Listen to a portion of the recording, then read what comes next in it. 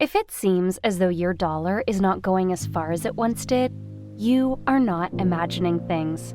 The cause of this is inflation, which is defined as the steady increase in prices and progressive reduction in the buying power of your dollars over time. It can significantly destroy the purchasing power of your investments as well. To begin, let's define inflation and explain why it is such a source of anxiety for investors. Moreover, we'll also uncover ways to outsmart it. So stay with us till the end of this video so you can learn how to outsmart inflation. Welcome back to Reign Supreme, a channel to impact influential, powerful minds. So what is inflation?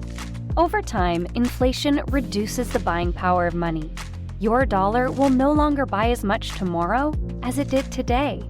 Inflation is often measured as the yearly change in the prices of a basket of goods and services. There are two basic ways to measure inflation in the United States. The Consumer Price Index, or CPI, is a measure of the cost of goods and services purchased by urban consumers. The second is the Personal Consumption Expenditures Index, which is produced more often, but it only includes expenditures made by individuals, such as healthcare, which is paid in part by insurance and government subsidies. In addition, the two indexes are constructed somewhat differently. On the other hand, to avoid prices rising too quickly, the Federal Reserve, the United States Central Bank, sets a goal of 2% annual growth in the PCE index.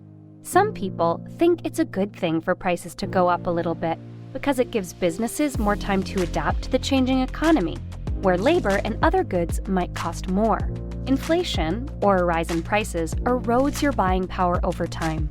If inflation rises enough, this may change what looks to be a good return into a negative one for investors.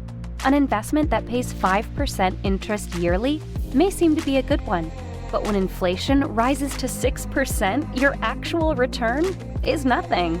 If, on the other hand, you haven't observed the onset of inflation, in which the cost of goods and services rises while the value of our money decreases, you must be living under a rock. Even a simple trip to the grocery store may send even the most well-adjusted man into a panic attack these days.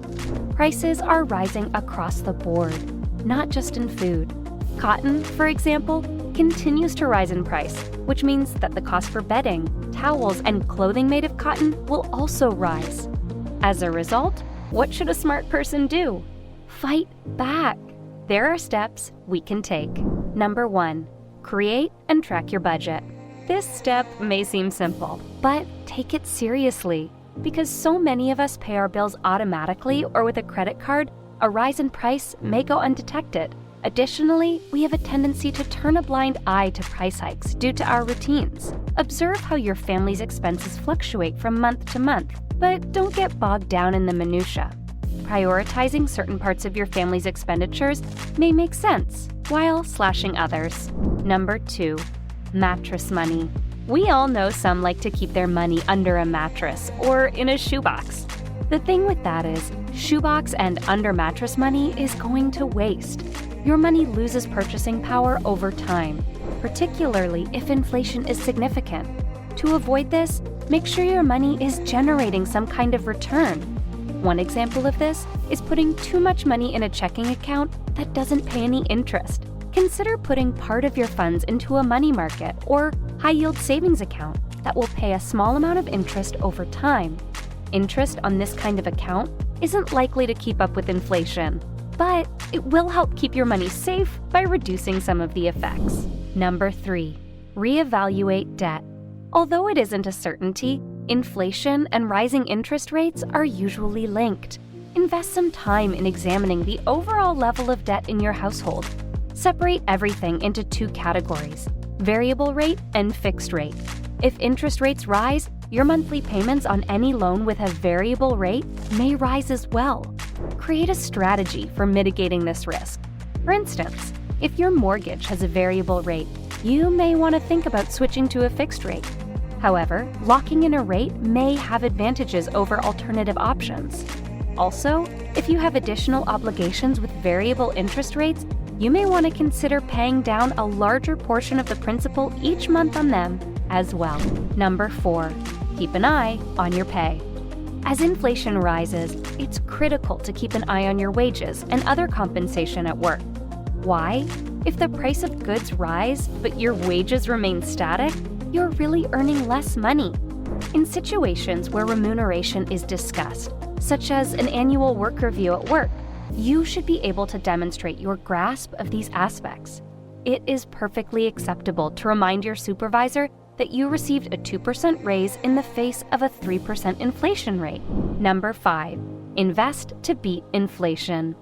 Investing may help you fight inflation over the long run. Inflation can be defeated with a well-diversified portfolio held for a long time. This implies investing in a broader range of assets, such as equities and bonds, which have the ability to outperform the inflationary threat. This includes your 401k and other retirement funds, as well as your college savings and other financial assets. If you have a lot of short-term assets like cash or a money market, now might be a good time to make changes to your long-term plan. Number 6, investing in stocks. Investing in the stock market is the best strategy to combat inflation over lengthy periods of time. Increasing prices can be passed on to consumers in many cases, reducing the effect on the bottom line.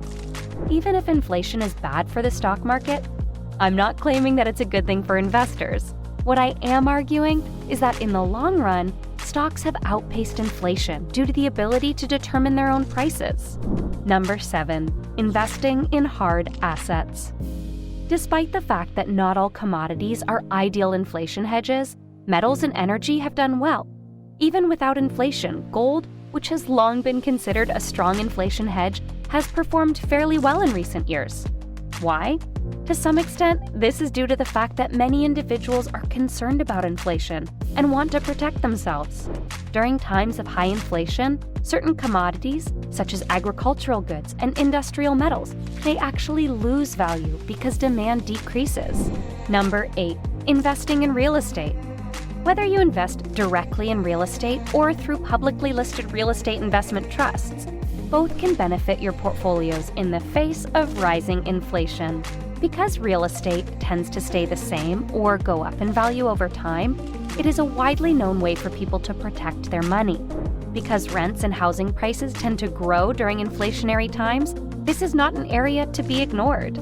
You should not buy these investments right away. But as inflation rises and your savings are threatened, then is the time to start putting together a strategy. As we work through the present challenges, it's probably that we'll initially enter a deflationary climate. Watching data and responding to it is always important. However, defeating inflation begins with a knowledge of the harm it presents to your money. Remember that keeping track of your costs, savings, and assets on a regular basis will help you retain financial discipline. Finally, stay consistent when it comes to your financial planning. Prepare for the future and work toward efforts to protect your money from inflation. And with that, today's video ends. Thanks for watching, and if you've gained valuable information on today's video and want to see more, please hit the thumbs up, subscribe button, and press the notification bell, and we'll see you on the next one.